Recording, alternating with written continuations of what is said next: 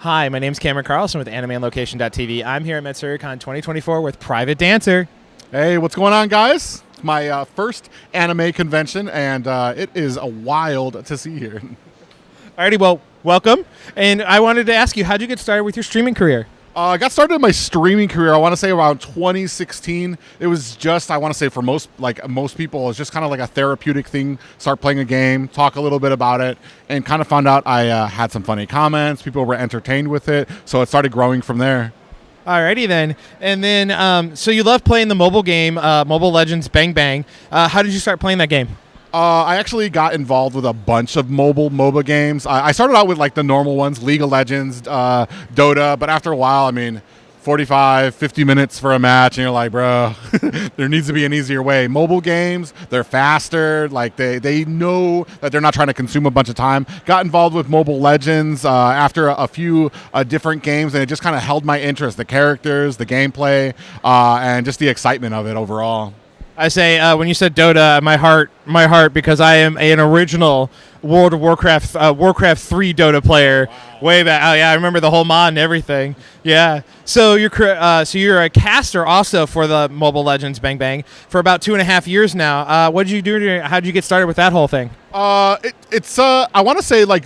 When I first started streaming, there was nobody watching me, so I just started narrating my own games. All right, now I'm going to be going into the bush in here looking for somebody. Oh, there's somebody in there. I'm going to have to run now. And I just kept on kind of growing from there on how I narrated it. People found it entertaining. Eventually, one of my friends had another friend. You know how that goes with networking. Somebody, they're running a community tournament, and they put my name in there, and I actually got the cast for it. Initially, which was the real interesting thing, at the time, I wasn't showing my face. I was just a potato avatar, and they ended up we talked about it, and he's like, you know what, screw it, we'll put the potato avatar in there as a caster. And I got started from there. The big leagues noticed Mobile Legends. They started something here in North America, and me and the person who gave me my first opportunity, we were the first names on the list as to become casters for it. Yeah, when I was doing the research, I saw the potato. So now you just won another award for esports you just won another award for esports mobile game of the year. How does that feel to have a repeat for Mobile Legends? It's absolutely amazing that a game, especially one, here's the thing, it's not as popular in North America, but around the world for a lot of people, that because it's a mobile game and everybody has a phone, like it has become and blown up. I want to say this is like the second year in a row that they got esports mobile game of the year. And they actually have, I want to say from viewer standpoint, they are the third highest viewed esports period. So that's Valorant, Dota, and then Mobile Legends. Wow. Yeah. That's really surprising to me. That's really, really surprising. So I'm glad it's doing well, you know. So tell us about the North American regional tournament that will be starting soon. The North American Challenger Tournament, NACT. The qualifiers start in the next 2 weeks, and I believe the first actual grouped game will begin on September 12th, I believe. It's going to be exciting. We always have some great talent here in North America. We have had a little bit of a rocky road when it comes to internationals, but here in North America, it's nothing but love, a bunch of teams, and we're just excited to see what people, what challenges, what teams are going to sprout from this next event. Awesome. And going into that, you have a great broadcaster ability, recapping this year's recent Asian tournament back in July of 2024. How hard was it to recap all that playoff action? Oh, man. I'm not going to lie. One thing that I've noticed here at Comic-Con and that I've really found super endearing is it's not just people dressed up, it's the people that have a passion for either the anime, the game, the character that they're representing. When it comes to Mobile Legends and MOBAs in general, I feel like I have this great passion. I want to be able to absorb it. I want to know how things work. I want to get good at the game, and I'm thankfully able to kind of articulate that out to other people and bring that same excitement to them, especially with the way I cast or the way I recap a lot of that stuff to everybody, so that they understand what's going on, even if they don't have time to stay up the late hours to watch the Philippines or watch Indonesia and stuff like that. I do my best to kind of bring it towards them in like a very condensed and sustainable way. Pardon me. Excuse me. You have a great relationship with one of the fellow guests here, Lily. How did that friendship start? Oh man, it's kind of rare. I want to say streaming, you get a lot of people who can sometimes they're just kind of about clout. They want to grow, they want to do this and that. Sometimes it can be very rare to meet some people that are just genuinely good people wanting to help out. The big thing is she plays the same game. She has the same love for Mobile Legends. She had fun with it. I joined her a few times on stream. And then the big thing for me, and this has always been out there for like when it comes to networking, when I got the opportunity to come and cast, I was talking with the director and they were trying to figure out other things they could do to make the event great. And they're like, oh man, we should probably, wish we had cosplayers for this. I'm like, man, I know somebody who's a cosplayer, and she's actually loves this game, and she's done cosplays before. I gave them Xena's name, and it kind of went from there that they were able to kind of fit her in as a cosplayer, then at one time as a host for it. And she's been such a great friend throughout all of this, and I'm lucky to know her, and especially with her streams and everything. It's been great to collab.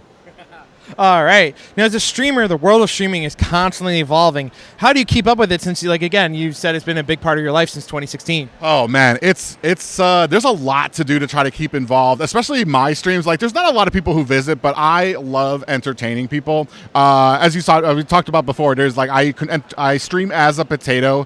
Sometimes I've gotten a little bit more comfortable ever since I started casting with streaming with my face, but the potato, everybody came for that. Everybody loves that. So I add in like little animations for people, always try to keep it the stream updated. And I do look at tutorials, I want to say like almost every week to see if there's something new that I can add to the experience for people. Because like I want to say when you're kind of making it from the ground up, if you're not a pro player, if you're not somebody that's already got a lot of clout, kind of making that climb to become popular, it's rough, and sometimes it's based purely on luck. But there is an amount of hard work that can negate a lot of luck that is needed. If you put in that effort, if you make it something that's unique and enjoyable and entertaining for people. So it's basically just always looking, how can I make it better every week? What can I do to make it nicer, friendlier, or keep people more involved? Alrighty, and I mean, like I said, I do watch some streaming, but not a lot, so I've noticed it throughout the years. Now, you mentioned you're a graphic designer as well, and how did you get into that form of art? Well, I want to say I loved art when I was a kid. I wanted to be a graphic designer. Unfortunately, my path kind of led me somewhere else with it, but I've always kind of maintained the eye for it, whether it's like, this will look good with that. I know how to work my way around Photoshop. Things like that. But the one thing is like, as much as I like art and as much as I want to say like the graphic design mind helps out, I usually try not to lean too much on that, because especially when it comes to like trying to talk to people who want to get into streaming or want to make their own stream splash pages and stuff like that, you don't need any of that. There's so many resources out there, so many tutorials that teach you how to do that, and that you don't even need that artistic mind. But it does help a little bit to kind of know where something would look good, if it won't, and if it's like eye-catching. Now, again, wrapping things up, we talked about the tournament coming up. Are there any other projects you want to talk about that you can talk about? Right now, like I said, Mobile Legends is on the rise up. Me myself, I've been working on my channels. I want to say I primarily streamed on Twitch, made the move over last year to YouTube to try to start growing my channel there. So we've been starting to pick up more with content, with socials and stuff like that, and just overall like just trying to have fun. So like the biggest projects for me right now is just growth basically at Priv8dancer on YouTube right now. Well, you answered where we can find you online. Now, what would you like to say to all the fans that have been keeping up with you throughout the last several years? Oh man, just thank you so much for the support. Thank you to the lovely guys here at Matsuricon who've been so welcoming. We just like I said, my first convention. I just hosted my first.